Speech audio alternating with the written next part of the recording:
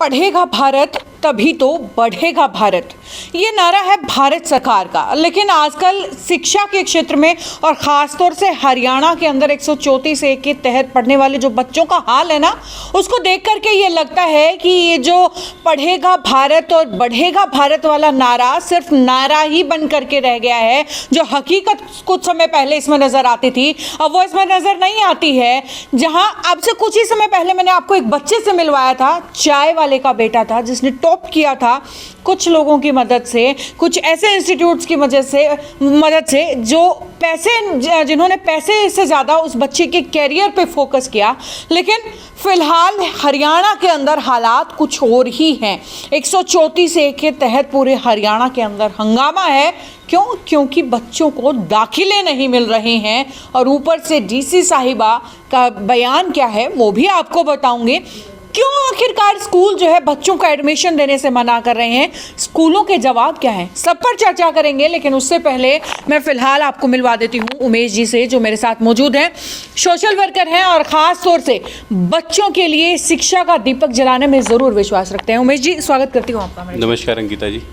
Sir, 134A के तहत आजकल आप भी देख रहे हैं कि एक तरफ से अभिभावक परेशान हैं, दूसरी तरफ से बच्चे परेशान हैं और ऊपर से स्कूल वाले बोलते हैं कि भाई साहब हमारी कोई गलती नहीं है, हमें तो सरकार की तरफ से हमारा खर्चा नहीं मिल रहा है। क्या कहना चाहेंगे उस पूरे वक्तव्य पर? देखिए अंकिता जी, जब हम लोग पिछली बार मिले थे तब एक चाय वाले के बच्चे ने IIT के अंदर 2000 रैंक लेके आया था। बिल्कुल। और एक बच्चे के पीछे वो एक रिज़ल्ट था सिर्फ, लेकिन पीछे मेहनत जो थी वो 8-9 साल की थी जी। और उसमें आपने देखा था उस दिन हम लोग बात कर रहे थे एक होप की, एक उम्मीद की। बिल्कुल। वो उम्मीद थी कि इस बच्चे को रिज़ल्ट को देख के आने वाली जो बच्चे हैं वो भी इंस्पायर्ड होंगे, उनकी भी उम्मीद बढ़ेगी कि उनके पेरेंट्स को भी ये लगेगा कि बच्चा आगे बढ़ सकता है, पढ़ सकता है। लेकिन आज मुझे लगता है कि मेरे को 10 साल हो गए इस शिक्षा के क्षेत्र में काम करते हुए, लेकिन जो आज उम्मीद जो है वो बिल्कुल टूट चुकी है। आज वो जो उम्मीद जो पिछली बार जब हम लोग इंटरव्यू कर रहे थे तब वो उम्मीद कायम थी, लेकिन आज पूरी तरह से धराशायी है। वो क्यों है? उसका कारण क्या है कि RTE, right to education, basically हमारे संविधान ने जो गरीब बच्चे हैं जिनके पेरेंट्स की आमदनी 2 लाख से कम है, ठीक है, उनको एक अधिकार दिया कि जो भी प्राइवेट स्कूल आपके घर के आसपास में है वहाँ पे आप एडमिशन ले सकते हैं EWS के कोटे के थ्रू। बिल्कुल, इकोनॉमिकली वीकर सेक्शन। हाँ, EWS, इकोनॉमिकली वीकर सेक्शन। तो हरियाणा की सरकार ने उसके साथ उस RTE के तहत एक कानून बनाया 134A, जिसमें बनाया गया कि जो भी प्राइवेट स्कूल है उसको अपनी 10% सीटें इन इकोनॉमिकल वीकर सेक्शन के बच्चों के लिए रखनी होगी, रिजर्व रखनी होगी और इनका एडमिशन होगा। आप देखिए कि 25 लाख बच्चे आज हरियाणा में सरकारी स्कूल में पढ़ते हैं। 25 लाख बच्चे। उसके बाद भी ये सीट्स बनानी पड़ी। क्यों? क्योंकि जो सरकारी स्कूल में जो शिक्षा व्यवस्था है उसका हाल सबको पता है, ठीक है। मैंने एक 9 दिन का अनशन भी किया था हिसार के अंदर, वो भी इसी पे था कि जो शिक्षा व्यवस्था सरकारी स्कूलों की है वो बहुत ज़्यादा बदहाल है, इसको सुधारना चाहिए। तो जो पेरेंट्स के पास में एक होप बची थी वो थी 134A। पेरेंट्स को उम्मीद थी कि हम लोग टेस्ट देंगे बच्चों का और फिर हमारा एडमिशन हो जाएगा, लेकिन आज वो उम्मीद टूटती हुई दिख रही है। वो क्यों टूट रही है कि अभी जो पिछले 7 साल से जो प्राइवेट स्कूल्स की एसोसिएशन है उनका ये कहना है कि सरकार ने हमसे वादा किया था, सरकार ने हमें कहा था कि आप इन बच्चों को पढ़ाओ, जो फीस जो सरकारी स्कूलों में लगती है वो फीस हम लोग आपको भी देंगे, लेकिन सरकार ने पिछले 7 साल से नहीं दिया। इसको लेके जो प्राइवेट स्कूल एसोसिएशन है वो कोर्ट में चली गई और कोर्ट के अंदर 1 दिसंबर को इनका फैसला आता है कि 28 तारीख की डेट मिल जाती है, 22 फरवरी की, और उसमें कहा जाता है कि जो स्कूल नहीं देंगे उस पर आप कुछ कर नहीं सकते, उसको बाध्य नहीं कर सकते। बिल्कुल, जो स्कूल एडमिशन 134A के तहत बच्चों को एडमिशन नहीं देंगे उसको बाध्य नहीं। और यही बात हमारी जो DC साहिबा हैं हिसार की, उन्होंने भी ये बात रखी जी। लेकिन मेरी बात ये है कि अगर आपको 1 तारीख को पता चल गया था, 1 दिसंबर को आप स्कूल का कुछ कर नहीं सकते, आपने फॉर्म निकाले 29 तारीख को, यानी कि 29 अक्टूबर को आपका आवेदन की तिथि शुरू हुई और 15 तारीख को आपको करना था, 15 नवंबर तक, तो आप उसको रोक देते। जो लाखों बच्चे जो इस पेपर की तैयारी करी, उनके पेरेंट्स, आप समझ रहे हैं इनके पेरेंट्स कौन है? मजदूरी करने वाले, दिहाड़ी करने वाले, ठीक है, एक एक EWS का फॉर्म भरने के लिए कितने सर्टिफिकेट चाहिए, कोर्ट में जाना पड़ता है इनकम सर्टिफिकेट बनवाने के लिए। पहले दिन तो यही नहीं पता चलना पड़ता कि कहाँ पे जाना है, फिर उनके फॉर्म भरे जाते हैं, आपके कंप्यूटर सेंटर खुले हुए हैं, वो उनके फॉर्म भरते हैं। इतना बड़ा एक्सरसाइज करके उन पेरेंट्स ने, जो गरीब लोग हैं, उन्होंने ये सारी चीज़ें कर दी, फॉर्म भर दिए, एग्ज़ाम दे दिया, एग्ज़ाम हो चुका है, ठीक है, 24 तारीख लास्ट डेट रख दी कि 24 तारीख तक आप एडमिशन लग सकते हो, ठीक है। इनका रिजल्ट आया 3-4 दिन पहले, जब पेरेंट्स स्कूल के दरवाजे पहुँचे तो स्कूल ने मना कर दिया। क्या ये बात प्रशासन को पहले पता नहीं थी? क्या पता नहीं थी क्या? सब पता था, लेकिन इनकी हरेसमेंट क्यों? इन बच्चों को, जो इनको संविधान ने, जो कानून ने इनको शिक्षा का अधिकार दिया है, उसकी बात कौन करेगा? आपने अपने पैसों की बात कर ली, सरकार ने अपनी बात कर दी कि हम क्यों नहीं दे पाए, ठीक है। DC साहिबा ने हाथ खड़े कर दिए कि मैं कुछ नहीं कर सकती, कोर्ट में सब जुडिस है, लेकिन उन बच्चों की बात कौन करेगा? वो बच्चे क्यों सफर करें? बिल्कुल, सिर्फ और सिर्फ क्यों? क्योंकि सरकार पैसे दे नहीं पा रही है, स्कूलों को पैसे मिल नहीं रहे हैं। DC साहिबा का कहना है, या जो हमारे डिस्ट्रिक्ट एजुकेशन ऑफिसर है उनका कहना है कि जनाब कोर्ट के आदेश हैं, कोर्ट के ऊपर हम नहीं हो सकते। लेकिन ये सवाल भी है कि आखिरकार ठीक है कि कोर्ट ने अपना एक वक्तव्य दिया, उन्होंने अपनी एक बात कही और उसके ऊपर जो है DC साहिबा नहीं जा सकती हैं, लेकिन ये बात तो है ना कि हमारे जो अधिकारी हैं एटलीस्ट स्टेट गवर्नमेंट तक वो बात तो पहुंचा सकते हैं कि आप जो ये देरी कर रहे हैं, ये लेट लतीफ़ी कर रहे हैं, बच्चों के कैरियर की लुटिया ले डूबेगी। मैम एक बात बताइए, एक बच्चे की पढ़ने की उम्र कितनी होती है? कितनी?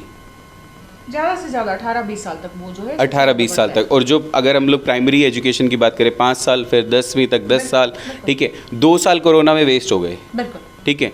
2 साल में आपके घर में भी बच्चे होंगे, आप जितने भी लोग देख रहे हैं जो प्राइवेट स्कूल में अपने बच्चों को पढ़ाते हैं, उनके बच्चे अगर 4th क्लास में, 5th क्लास में, सबको पता है कि लेवल डिटेरिएट हुआ है, बच्चे पीछे आए हैं, ठीक है। जो सक्षम लोग हैं उन्होंने ट्यूशन्स लगाई, स्कूल्स में थोड़ा सा ज़्यादा फोकस करना शुरू किया, जो पढ़े लिखे पेरेंट्स हैं उन लोगों ने घर पे टाइम देना शुरू किया, ठीक है। सबको पता है कि एक रूटीन टूट गया और बच्चे जो स्कूल में एक्सेल करते थे वो आज घर पे ऑनलाइन से नहीं हो पा रहे। पूरी दुनिया में ये बात हो रही है कि ऑनलाइन से एजुकेशन अच्छी नहीं हो रही, ऑनलाइन से एजुकेशन में लोग पीछे आ रहे हैं। अमेरिका की स्टडी है, इंडिया की स्टडी है, जितनी भी यूनिवर्सिटीज़ है सबने करके दी। लेकिन आप उनकी बात देखो ना, जिनके पेरेंट्स पढ़े लिखे नहीं हैं, जिनके पास इतनी सक्षमता नहीं है कि वो अपने बच्चों को ट्यूशन्स पढ़ा पाएँ, ठीक है, एक्स्ट्रा क्लासेस दिलवा पाएँ। उन्हें तो ये भी नहीं पता कि उनके बच्चे पीछे हो गए, उन्हें तो ये भी नहीं पता। उन्हें तो ये लग रहा है कि ठीक है बच्चे स्कूल में जा रहे थे, अब कैमरा के सामने बैठ करके पढ़ रहे हैं, लेकिन हकीकत में किसी के टीचर की नज़रों में बैठ करके पढ़ना और एक कैमरे के सामने बैठ करके पढ़ना। द वायर में एक रिपोर्ट छपी थी, दिल्ली जो कि मतलब आप ये लगा लो कि सेंटर है एक तरह से, ठीक है, जहाँ पे वेल कनेक्टेड लोग हैं, वाईफाई हैं, सारी चीज़ें, वहाँ पे भी 40% बच्चे इस ऑनलाइन एजुकेशन को ले पाए, ठीक है। हरियाणा का क्या हालात होंगे? कोई डेटा है आपके पास में? 80% से ज़्यादा कोई डेटा है? किसी के पास कोई डेटा नहीं है, ठीक है। किसी ने उसके ऊपर स्टडी नहीं करी। उन बच्चों को 2 साल कोरोना की वजह से पीछे चले गए। अब सरकार की प्राथमिकता क्या होनी चाहिए थी कि जो हमारे देश का युवा, हमारे देश के बच्चे, हमारे प्रदेश के बच्चे जो पीछे छूट गए, उनको किसी भी हालत में जल्दी से जल्दी आगे लेके आया जाए। जिन बच्चों का एडमिशन हो चुका है उनको फटाफट एडमिशन लेके उनकी एक्स्ट्रा क्लास लगाई जाए, उनकी छुट्टी बंद की जाए, उन पर मेहनत की जाए, ठीक है। क्या ये नहीं होना चाहिए था? अगर आप जैसे कि इसमें एक सवाल किया गया है जो प्राइवेट एसोसिएशन, स्कूल्स एसोसिएशन ने, कि बोला कि हम 2 महीने में क्या कर लेंगे।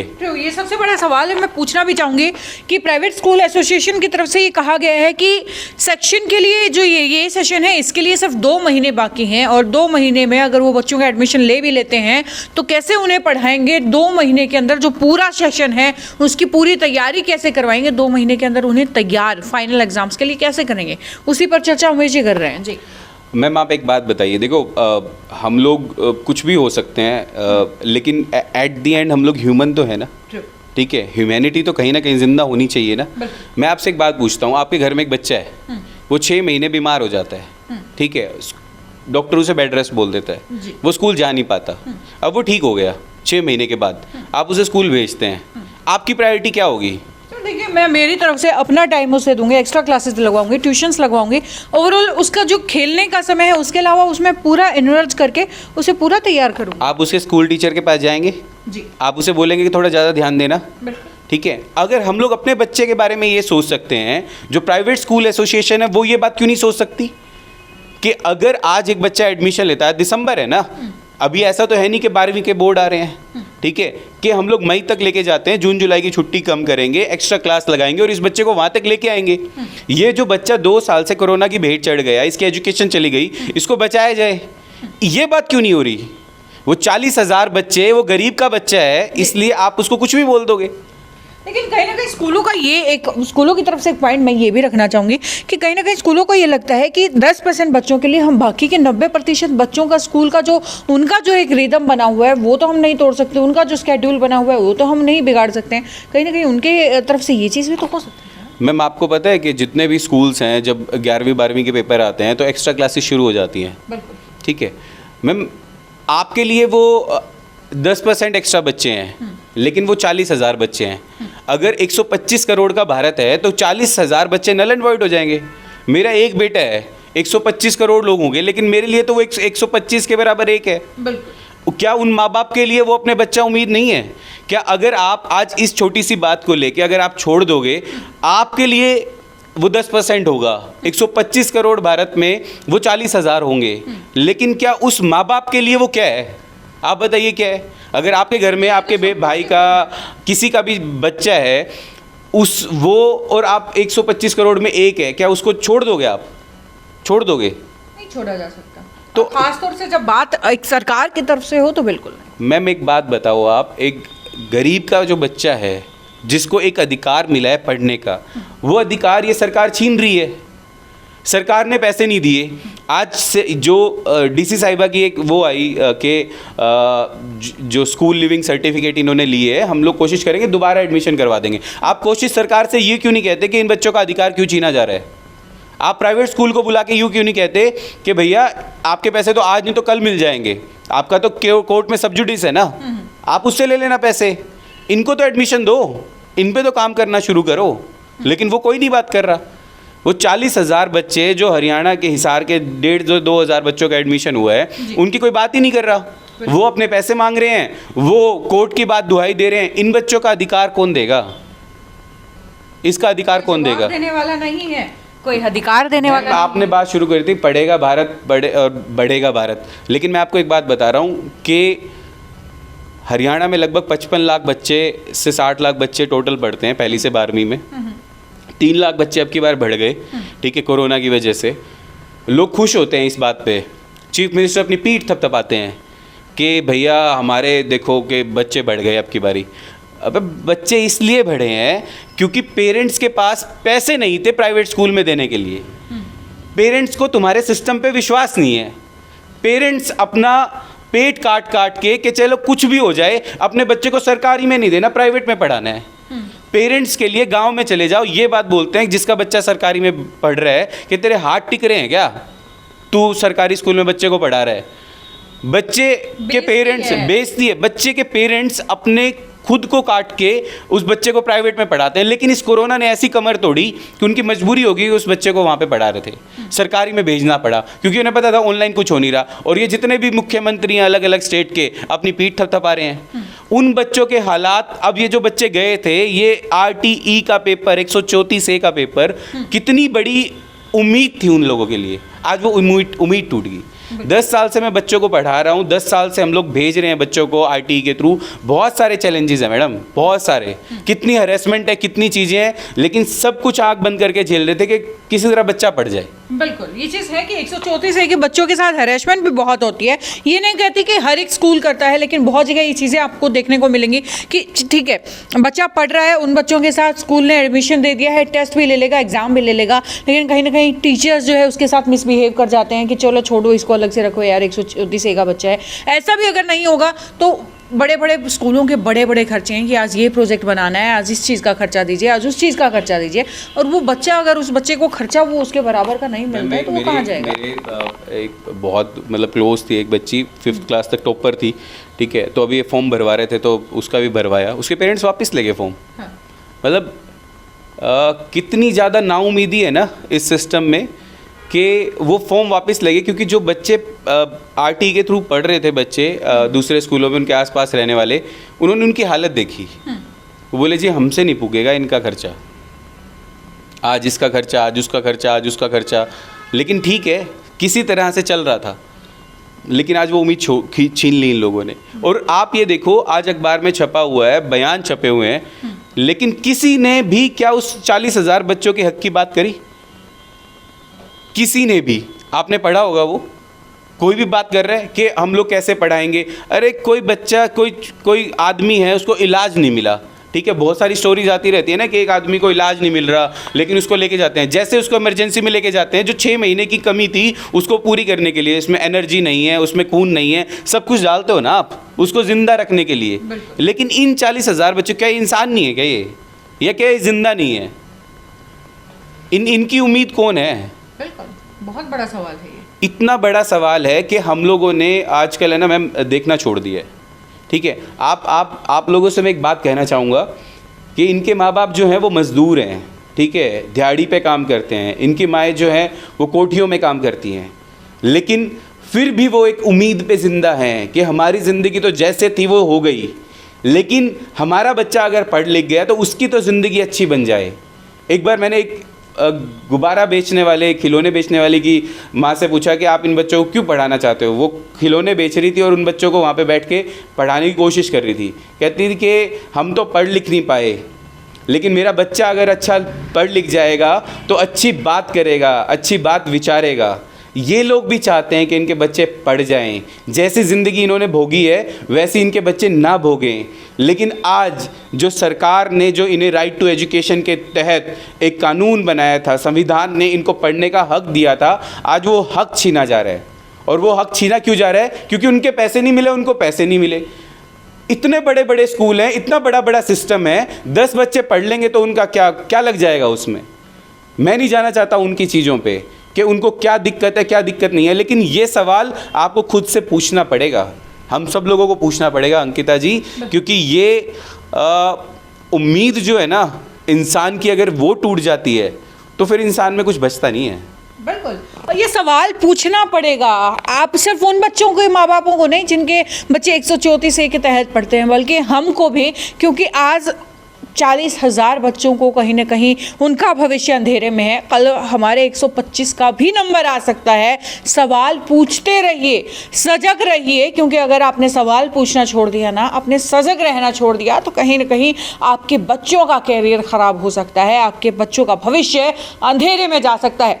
तो एक बार फिर से यही उम्मीद करूंगी कि केंद्र सरकार भी इस ओर ध्यान दे, इस मुद्दे की तरफ। जो स्कूलों की जो भी डिमांड्स हैं उनकी तरफ से जो बोल रहे हैं कि हमारा खर्चा अभी तक नहीं दिया गया, उसके ऊपर ध्यान दे। डीसी महोदया से भी यही रिक्वेस्ट करूंगे कि आप एक नुमाइंदा हैं सरकार का, सरकार की पॉलिसीज आप आम जनता तक लेकर के आती हैं, तो आम जनता की समस्या को भी सरकार तक पहुंचाइए, उसका समाधान लेकर के आइए। और बस इतना ही कहूंगी कि जुटे रहिए, आवाज़ अपने हकों के लिए उठाइए, और हाँ, किसी बच्चे का भविष्य तो खास तौर से खराब नहीं होना चाहिए। मेरे साथ ही उमेश जी, जो हमेशा बच्चों की आवाज़ उठाते रहते हैं, बच्चों के भविष्य के लिए आवाज़ उठाते रहते हैं, और उम्मीद है आगे भी आप यूं ही हमारे साथ जुड़े रहेंगे। धन्यवाद अंकिता जी। बस मैं यही कहना चाहूँगा कि आपके माध्यम से कि अब लड़ाई जो है वो जिस तरह से भी लड़नी पड़े वो लड़ी जाएगी, चाहे वो कानूनी स्तर पे हो, चाहे सड़क का रास्ता हो, कोई भी रास्ता हो, लेकिन इन बच्चों की आवाज़ उठाई जाएगी जी। तो भाई ये वीडियो यहीं तक, आगे भी लगातार सवालों के सिलसिले जारी रहेंगे। देखते रहिए सिटी बिग न्यूज़। नमस्कार।